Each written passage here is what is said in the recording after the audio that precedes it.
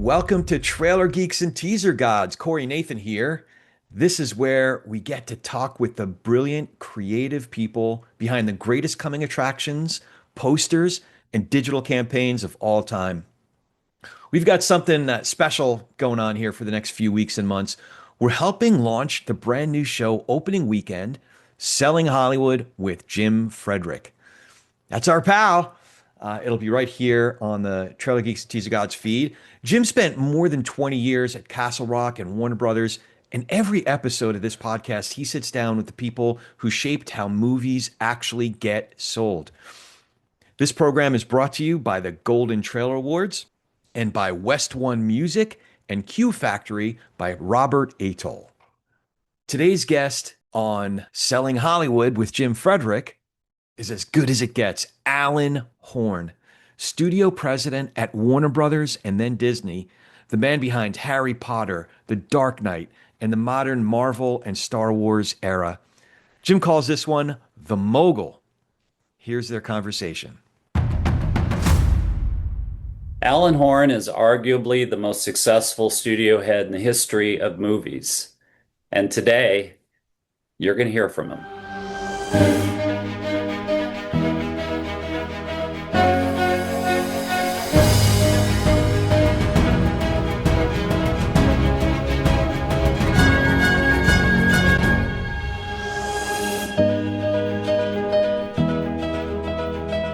Welcome everybody to the opening weekend podcast. And today I'm so thrilled to have you here, Alan. You're a mentor, a friend, a former boss, certainly for 20 years at Castle Rock and Warner Brothers. And I've just been really looking forward to having you on this show and talk about your career and your legacy, which is second to none as far as I'm concerned. So, I hope that's a good enough intro for you. Well, thank you, Jim. It's my great pleasure to be here. And I consider you also a very good friend and loved working together. And I'm happy you're doing this podcast. And I shaved for this. I'm ready to go. He shaved.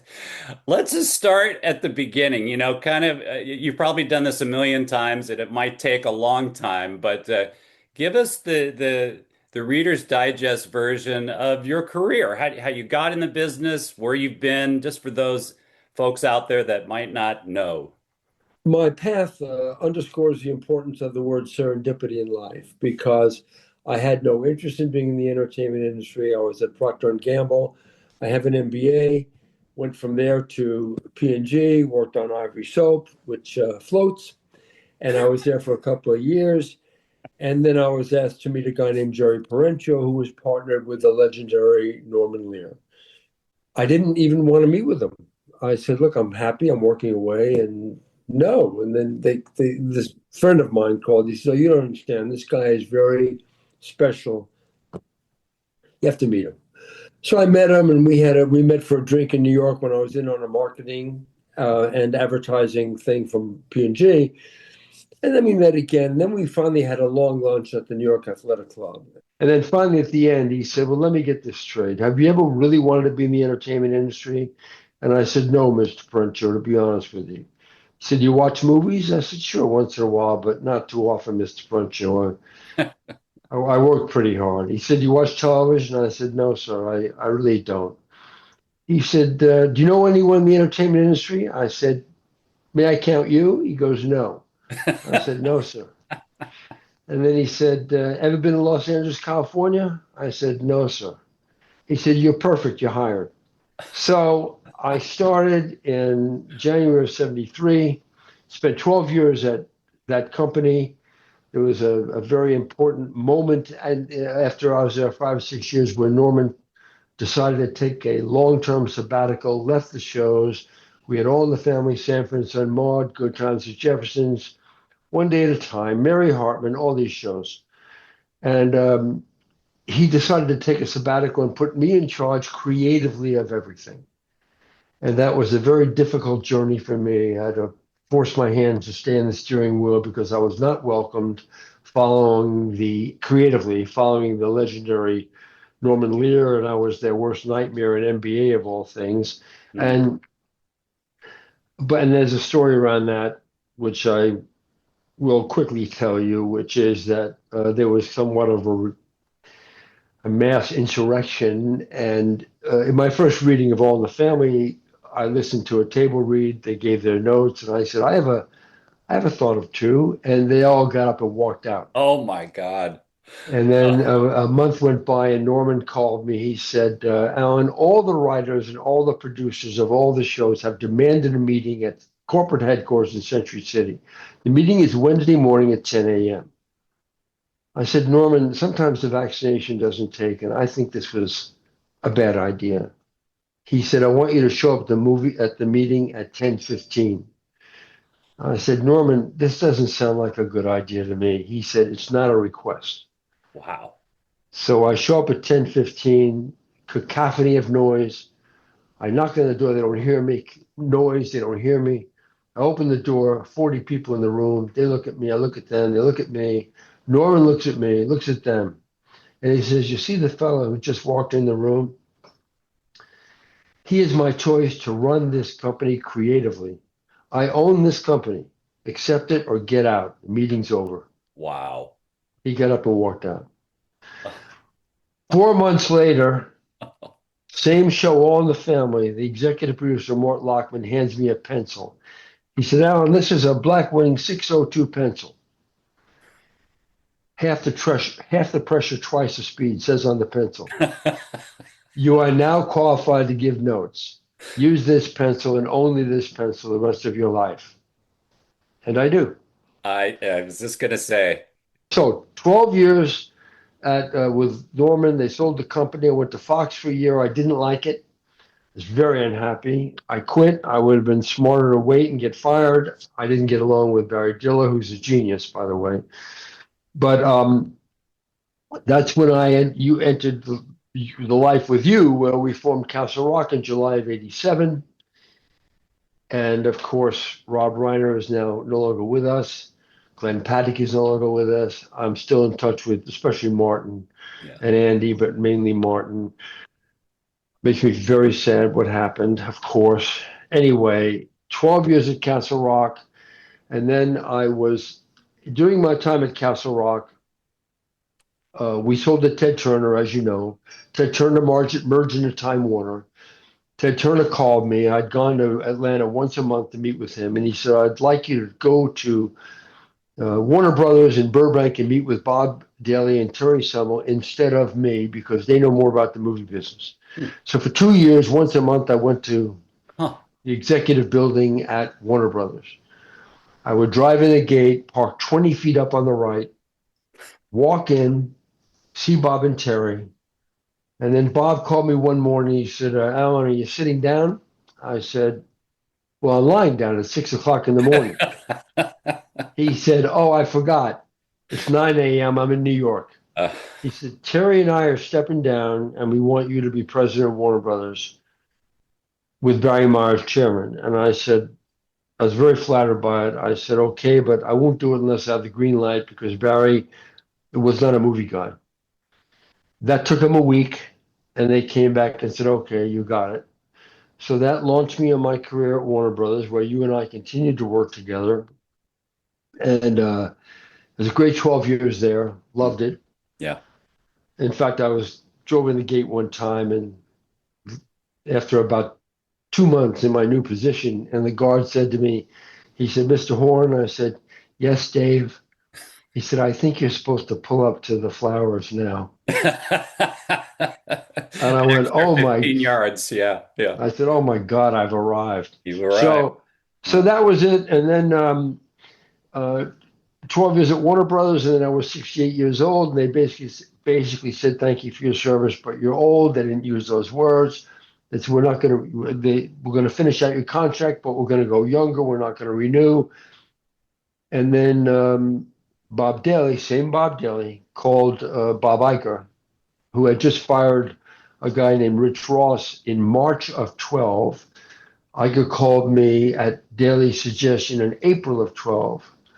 And he said, I'd like to meet with you. And I met with him, and he offered me the job to be chairman of the Walt Disney Studio Group, which was 7 studios. So at the time, 6. So I said, well, do you know how old I am? And he said, yeah, I don't care about that. I need a dad over there. Ah, So that was another 10 years. And then I left, retired. I'm 83. People say I don't look a day over 81, which is kind of weird. And I was retired, and then David Zaslav called me. He said, look, people walk in with a $150 million request for a green light. I've never read a script. Would you help me out, read things, watch things? And that's what I'm doing. It's yeah. been several years, and now, as everybody knows, there's a pending deal with Paramount. So that's my whole story. I want to. I had Liz Glatzer on here. We were really focused on Shawshank Redemption in that episode, but believe me, we talked a lot about what I call the salad days at Castle Rock, which to all of us who work there was just The always best. the best part of our careers, Yes, yes. including me. But I want to focus with you right now on probably a question that, most of the folks out there are most interested in. What's it like being, as you called Ted Turner, le grand fromage, the big cheese at, two, arguably two of the hugest, greatest, most successful movie studios in the world? What's it like? What's it like being the big guy there? Well, the word gratitude comes to mind. What it's like is that I feel grateful, both to Bob Iger, Bob Daly, the people that gave me the job, and grateful that I got an opportunity to work in such a creative environment, work so closely with creative people, because I do love movies and I love television too. But we started, as you know, at Castle Rock. We had Seinfeld before that with Leah. Right? They were all television Yeah. series, pretty much. And I feel so fortunate to have had a career where I get to work with these incredibly talented, creative people in full recognition that the creative mindset is different, really, from the business mindset. I am very pleased to have had a business background and to have had business training, because it enabled me to sort of ride 2 horses. But they are very different mindsets. And I learned to, I was the head of the companies, nominally the boss, I guess, but Yeah. I have such tremendous respect for the creative people I worked with that I learned a number of lessons through this journey. And one of them was that if we're in a business set of mind, like let's say we're at high school together and we have a math test and we leave the math test and you say, did you get X equal 4.2? And I go, no. You can say, well, you're wrong. Creative things aren't like that, as Yeah. you so well know, Jim, because you've had a huge creative background yourself. Creative matters are very subjective, and people can have very passionate feelings about things and disagree entirely, and it doesn't mean anybody's particularly wrong. So I learned, first of all, to respect the creative process and respect the people that were doing this work and to feel gratitude that I could work with them. I learned to practice the art of underreaction, Hmm. because people would come to me with very passionate feelings, and I learned, don't get exercised, don't get upset, just listen. Hear what they have to say, because everyone gets up in the morning, everyone, pretty much thinking about themselves. I mean, it's just, I can remember when I was doing my martial arts, only, I have a martial arts background. I remember doing a kick and breaking my toe in my left foot. And I said to a friend, gosh, I broke my toe last night. He said, I broke my ankle 6 months ago. So That's the world. Everyone thinks about themselves. And if you enter a conversation understanding that, you're much more likely to connect well with the person on the other side of the table. Mm. I also learned that there are successes and failures. And when there is a failure, you have to own up to it, take responsibility, because crow doesn't taste very good, but it is nutritious. And I really have learned that very much. And then you've heard my story. We talked about the the movie business, the place of marketing in the movie business. You know my Cody story. And Tell it just, okay, well, my Cody story is that because of what happens in our business, I was at a soccer match with my daughter Cody, who's with the West Side Breakers. They were in a championship match. We were in Santa Barbara. She's a goalkeeper. She's 5'10" and a half. And it was 0-0, final 30 seconds of the game. And this girl, I use the word girl, she's only 15 or 16, from the other side comes charging at her a million miles an hour, kicks the ball. Cody leaps in the air. It hits her fingers, goes off her fingers into the goal. They lose. Dead silence. Cody puts her hands on her knees. She bends down. I walk over. I was in a chair near the goal. I see tears coming down over the little yellow tiger tattoos she had put on her face and blurring the tattoos. She didn't really want a hug from Dad at the moment. She was just tears streaming down her face. And for the briefest of moments, I blamed the Warner Brother marketing department. I love that story so much. It's in my book. Not that I'm pressing my book, but that is also one of my all-time favorite stories about film marketing, which Yeah, the it's podcast so is ultimately about. So that's a perfect story for this. it's so critical that it's so often people point fingers, blame the marketing pros, the marketing, and I learned it's just human nature, and that's just the way it is. And I also learned for your younger people out there that I'll tell you a quick story. I was in the Air Force. I was a captain. I was in Korea. It's 1 o'clock in the morning. I'm in the officers club. I'm drinking with a full bird colonel. And we're rolling dice and all that. And he goes, we're both drinking too much. He says, you captain, you little railroad track bars, you roll those dice, my cappy boy. I'm like, are you colonel, you bird, you big bird? Anyways, next day I'm walking on the base with the first sergeant. And we passed the colonel. And I say, is that my bird? Is that my big bird? Ignores me. Go a few more steps. And the sergeant says to me, he says, Captain, he says, the senior officer never remembers his rank, and the junior officer never forgets it. Mm. And I went, But that was a lesson for me. Years later, I'd be with someone, let's say Bob Iger, and we're at dinner, and he orders a bottle of wine. I'm careful. I'm careful about how much I drink, for example, what I say, because what that sergeant told me. Wow. So that was a great life lesson, you know? What in this job that really you've held for 20 plus years between Warner Brothers and Disney, what was the thing that challenged you the most? What was the biggest thing that come across your desk that was just the most difficult thing in the job? I know you had a lot of fun in both jobs because you had Greenlight, which was really critical for you.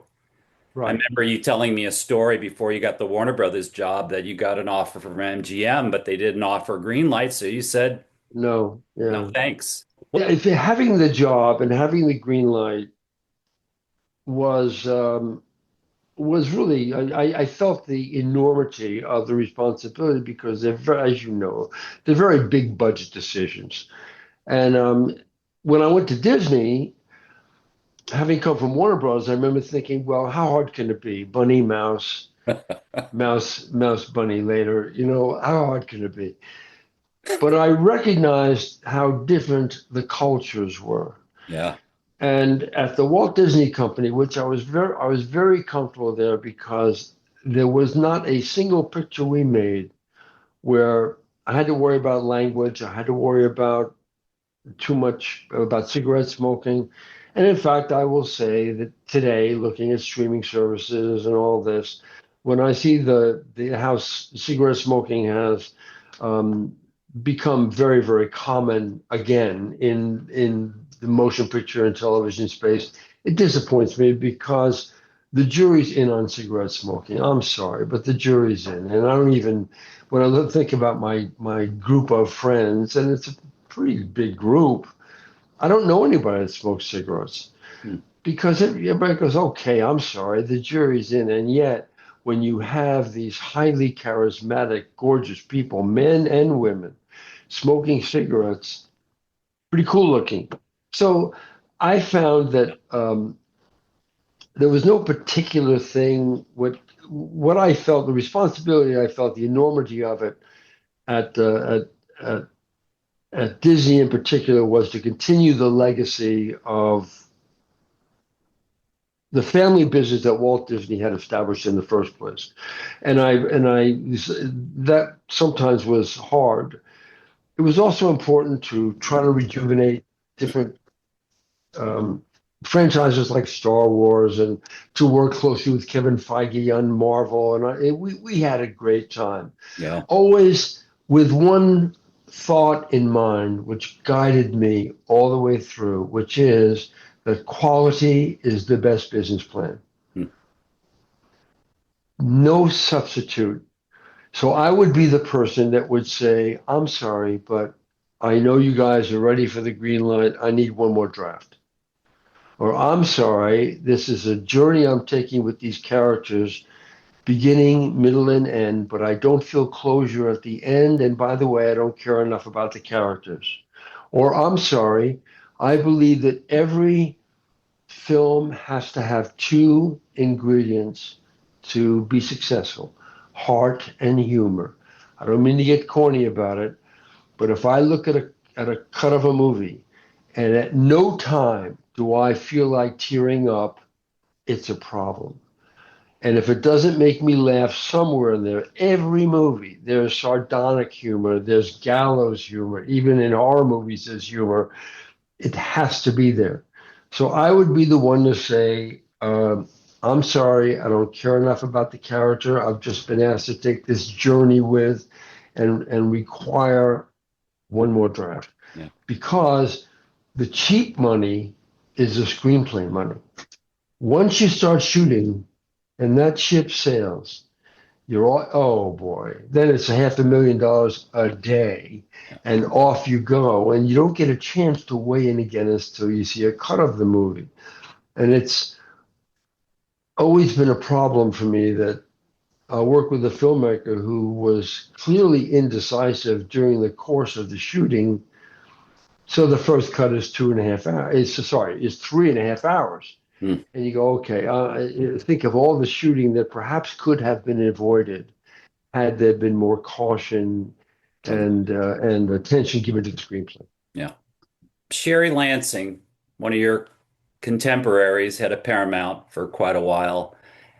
Her legacy, in my mind, was she was noted for having the nicest no in the business. She, this is a job where you have to tell people no more often than you say yes. What do you think your legacy is going to be? Well, that's a good question. I don't know. It's very hard for me to look at myself. I know it sounds crazy, but I get uncomfortable talking too much about myself.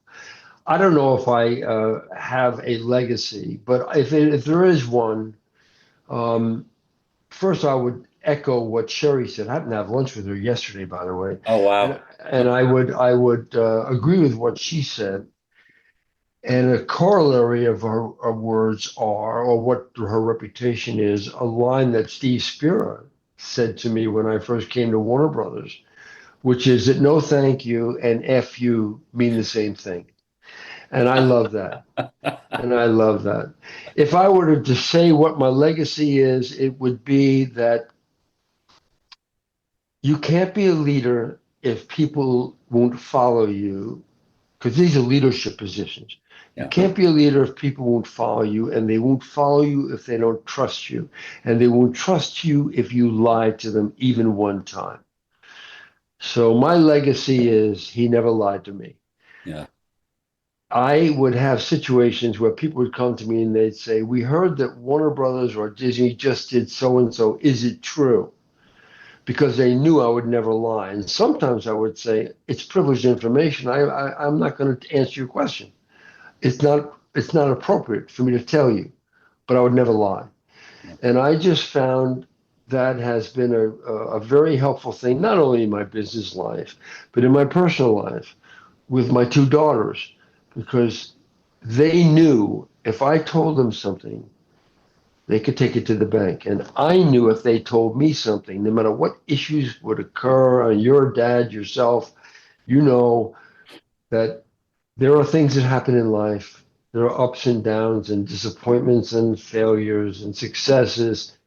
And through the journey, one continuing source of comfort would be that I could say, if you tell me something to my daughters, we can deal with anything as long as it's the truth. So that would be my legacy, I think. And that's the feedback I've gotten from people with whom I worked over the years was that, well, you never lied to me. Yeah. And I was one of those for a long time. So I can answer your question if you feel uncomfortable. I don't feel uncomfortable saying, you had a job that in the history of the movie business, there are a lot of unsavory characters that had your job. They may have been good at it, but they were difficult, mean, bullies. Jack Warner was a difficult man, very successful. Zanuck, Louis B. Mayer was no thrill ride. I read, even Harvey Weinstein, if you want to Sure. call him a studio head, there's a history of unpleasant, unsavory men in your job and women, not so much women, but I can tell you as an employee of yours and you as my boss, the word decent it comes first to mind. You were just always, you never lost your cool with us. I can't recall one instance in 20 years where I ever saw you raise your voice. You'd be unhappy with how certain TV shows and movies were doing in our meeting, but you never made it feel like it was our doing, and you never pointed fingers in that way. And your sense of humor, I love this story about that. Was one of the things you insisted on the screenplays, and your sense of humor, I think, has served you extraordinarily well in your career, I would say. I think that's one of the things that stands out. Well, you're very kind, Jim, to say this, but I think that there's a reciprocal side of this, which is that working with you and others like you made it easy, because here I found myself in a room with a creative person, incredibly talented, thoughtful, straightforward, honest. It really is made it easy to be working with people with shared values. And once in a while, I found myself, and it was not very often, where I'd work with someone who did not share those values, and that it was impossible to continue that working relationship, just impossible. But I feel very fortunate that to have had a career in this business. I mean, one of the nice things about getting older is a very short list. Is that I can say, well, I've done this for 60 years. And in those decades, there were friendships, wonderful experiences, success of some movies. I think about the Harry Potter franchise, the Chris Nolan, working with Chris Nolan on Batman, working with our Bob Dylan still calls me about The Shawshank Redemption, A Few Good Men, When Harry Met Sally, City Slickers, Green Mile, all these movies that defined Castle Rock. Yeah. And it really it was very, very satisfying to look back now at this stage of my life and to have enjoyed the success of those things which live on forever. When I think about our dear Rob Reiner, at least his work Yeah. and his impact of his wife too, but I think mainly of Rob, at least his work will live on forever. Right.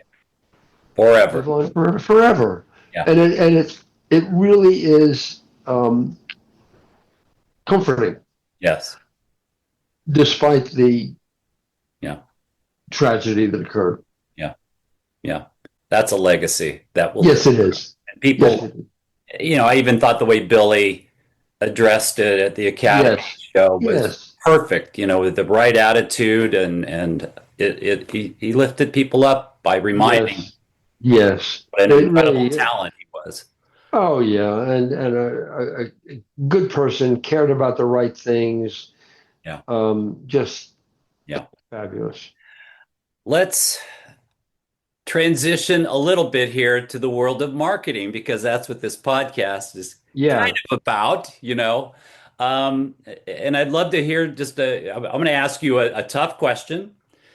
I want to ask you, as the head of the studio at Warner Brothers, at Castle Rock, at the Embassy, at Disney, of course, what was in your mind, this is a tough one, the one campaign that you thought just created a miracle? Maybe the movie wasn't so good, maybe it was good, but a real campaign, a marketing campaign for a film that you just thought, wow, you guys pulled off something here. We pulled off something here.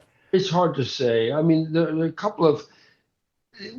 couple of challenges on films that were solved by the marketing campaign to me. One was 300, Zack Snyder's movie, because it starred what's his name? And Jared Butler. Yeah, Gerard Butler. Yes, Gerard Butler, yeah. and no one knew who he was. Zach was not a well-known name. Yeah. And yet I knew there was something special there visually. The interesting thing about the marketing campaigns, I would say, so that one pops out to me. Yeah. The Dark Knight campaign, because there'd been a lot of Batman movies, but it was important to launch it correctly. The Harry Potter campaign. Here we had this book that was selling millions and millions of copies, but we had to convince the audience that this isn't just this is a movie that honors that celebrates that, and that is worthy of all of your fan adoration, and you have to go see this movie. It's hard for me to think of a movie that where it was like a disappointing movie, but the marketing campaign saved it. But I do think there are a lot of them, and here's why. The length of the movie can be, let's say, 2 hours. But then the movie is handed to someone like yourself who says, okay, I'm going to find within this compelling things, much shorter in duration, that I can present to the world to get an opening that will launch us successfully. And that happened over and over again. What's interesting in today's world of social media dominance is that it's not so easy to buy an opening weekend, because people start texting each other 20 minutes into a movie on a Friday. So all of a sudden, it's not as easy to put together a campaign that buys you the whole weekend, right? Which has caused a lot of introspection and a lot of analysis about what exactly should we do. But I remained a believer. And one of the problems with the career that you have is that it represents low-hanging fruit. So when the powers that be find themselves desperate to cut money, and a lot of these companies now have enormous debt, it's so easy for them to go and say, well, how much are you planning to spend in this movie? Well, 35 million domestic media. You got 30 without even an analysis. Yeah. And there's something inherently unfair about that, I think. And it's a challenge, I think, for the film executives and for the filmmakers to say, wait a minute, we have to. The venues change. So for social media, as you know, when we were at Castle Rock, the internet, social media, all that would be just a few percent, right, of a total marketing budget. Now, what is it, half or more? So the world has changed, and it's been important to recognize that, adjust to it, and to explain to people that don't really know how important it is to have this marketing effort. It really is upsetting when especially when I think the company has the goods. The movie's there. It may be better than it is perceived to be, but there's no obvious marketing hook in terms of stars or director or something. And so we got to get the word out. It really is good. It really is good. And it's too bad when that doesn't happen. Yeah. But that's the nature. It's just a change. Look, in 2019, it was pre-COVID. Everybody talks about pre-COVID and all that, and I would say COVID's now gone. It isn't really pre-COVID anymore to me. It's pre-streaming dominance. Mm-hmm. COVID accelerated streaming in our business like rocket fuel. Yeah. And now when I sit at home, and again, I know I'm old, but when I sit at home and I put up my Apple TV and I scroll through Netflix, Amazon Prime, HBO Max, Disney Plus, Paramount Plus, Apple Plus, the number of offerings collectively is overwhelming. So if you expect me to get up, leave the house, get in my car, drive to the theater, pay the money, sit down with the delicious popcorn, I will admit. Now, the person in front of me is on his cell phone. I'm going to get in a fist fight now. The person over here is sneezing. I'm going to get the flu. I better have a reason to go, which means that the marketing effort has to convince me, oh, no. You have to see this, even if it's not a big movie. You have to see it now, which is why I'm happy to see the window at least go back to 45 days. I think it should be longer. I have to see it now, and I want to see this on a big screen. You don't want to see F1 on a small screen or any Chris Nolan movie or any of these things. So I think it's a challenging time exacerbated by the dominance of streaming. So people talk about horror movies. Oh, well, a horror movie is something that people enjoy seeing in a communal environment. And it skews, as you so well know, Jim, it skews young. And young people want to get out of the house. They want to go to the movies. They want to be with their friends. But if you're talking to somebody who's 50 years old, they say, okay, but, I'm watching Dutton Ranch, or I'm watching something else, and I'm 3 episodes behind. So it's a challenge. Yeah. Good segue to my last question. Let's talk about the business, which you just did. It's been tough going. AI, business consolidation. You mentioned the impending deal that's about to happen. I've been teaching for 15 years. Give a little advice to my students who are just got their degree a month ago, and they want to be in the entertainment business. They want to have careers like we were lucky enough to have. What would you say to them? Well, I would say, first of all, be open to serendipity in life, because you never know where the opportunity is going to come from. They may have sent out 100 solicitations and find themselves sitting next to somebody at the gym cafeteria who knows somebody, and all of a sudden they have a job interview. I would say that they need to be, as they start out, take a breath, don't take things personally, be resilient, and to use a fishing analogy, throw 100 lines in the water because all you need to do is catch one fish. Do the homework on every company you reach out to so that you can reach out to them with specificity about what you want to do and name people there that you're aware of that you'd like to work with or something. Don't be daunted by the fact that you get no response because these people get a million responses. Try it anyway. 100 fishing lines in the water. I knew there was a place I heard that one because I use it every graduation to my students who are headed for the door. The old fishing analogy is a beauty. It's a beauty. It It really is. And also, try to be specific about what you want to do. So that it's not just a general, I'll do anything. I just want to get in the entertainment industry. I'll take any job. That doesn't work. Yeah. Every business is a people business. Every problem I've ever had in business, by the way, is a people problem.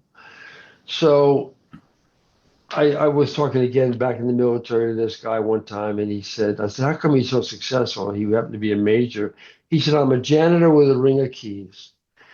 Every human being is complex and different and requires a key to be fashioned. And if I can fashion the key to that person, I got him. So for people looking to enter the entertainment space, people looking to meet with people, try to network, try to be out there, try to get to know people, be polite, and it requires a little polite aggressiveness because sometimes people ignore you the first 3 times you reach out. I would always be polite, always be courteous, but it's important because it's so competitive to persevere. Don't give up. You're a busy guy.